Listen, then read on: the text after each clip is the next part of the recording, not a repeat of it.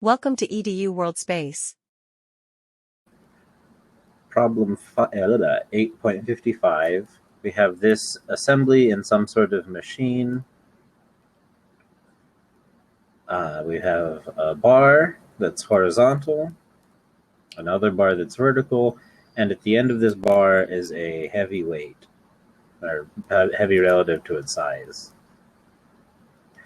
So what we want to do is figure out where the center of how much the center of mass moves when the bar or the hinged whatever goes from this configuration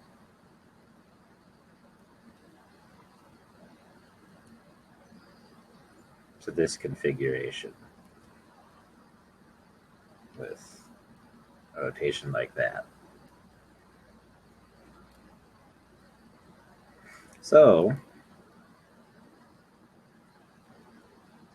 let's set up some coordinates. It's easiest to center them at the hinge, so that's what we will do. And it's also easiest to have X and Y running along the initial positions of the bars.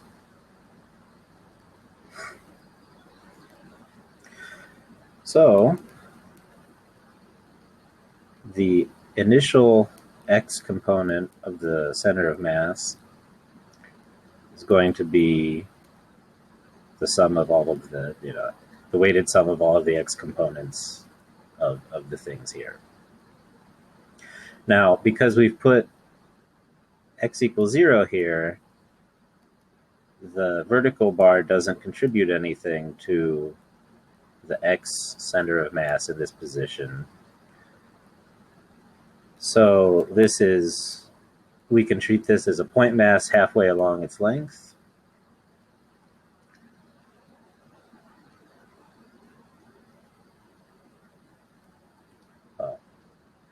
Let's actually write out if we call this 1, this 2, and this 3, then it's m1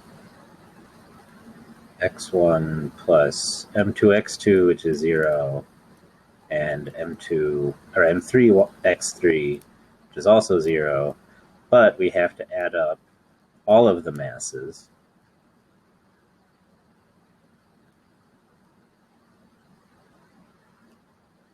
Because although their X position is 0, that means that they actually have to bias the center of mass towards them still.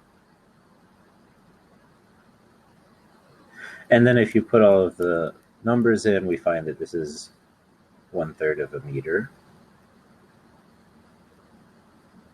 3 meters.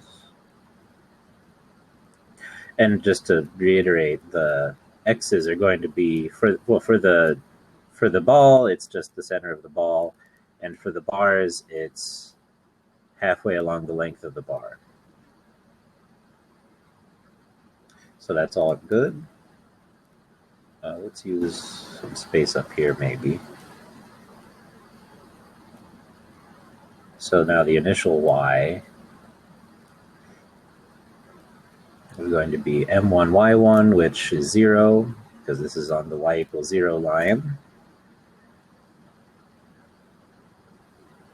And then m2 y2 plus m3 y3.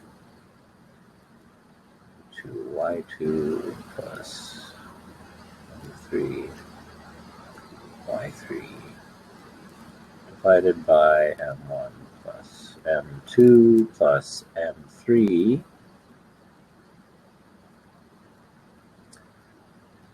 And this is 0.7 meters.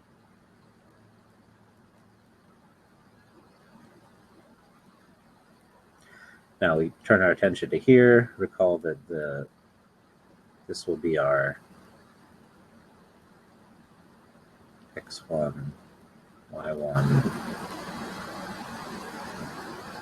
x2, y2, and here obviously is x3, y3.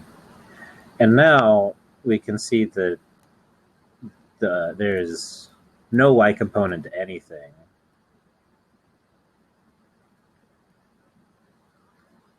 because all of the masses are now entirely along the x-axis. So that was easy enough.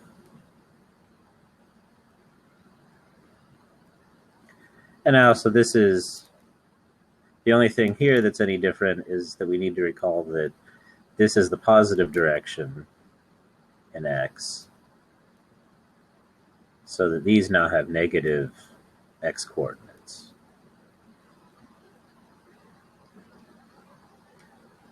And let's call the new ones primes, I guess. This one hasn't moved, but the other two have, so M2, X2 prime, M3, X3 prime, divided by M1 plus M2 plus M3.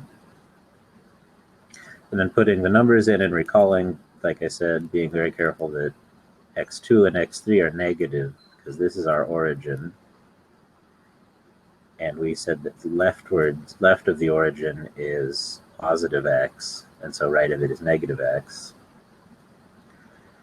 We get that this is negative 0.366 meters.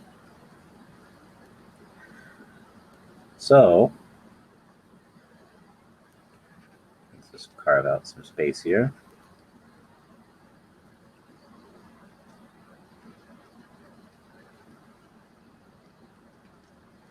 The change in the x-coordinate of the center of mass is the final minus the initial. So x final minus x initial. And so 0.333 meters minus negative 0.366 meters is going to be 0.7 meters, so 3 digits.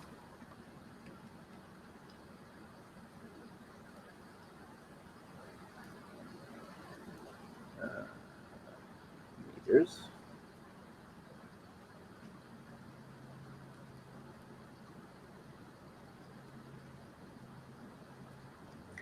And then delta y is the final, which we said was 0, minus y initial. So just plop a negative sign onto that.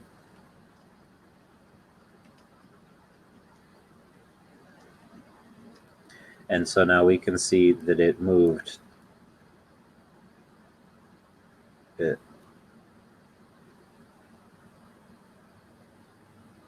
No, I'm sorry, I'm mistaken.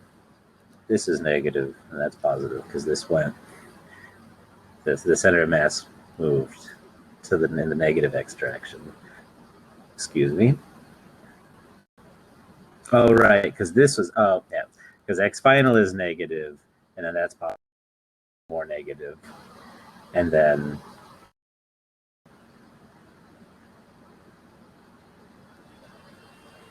oh, no, this is also negative.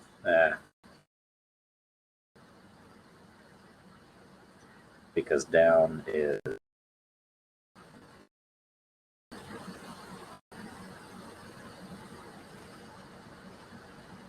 down the positive y direction, and it moved upward.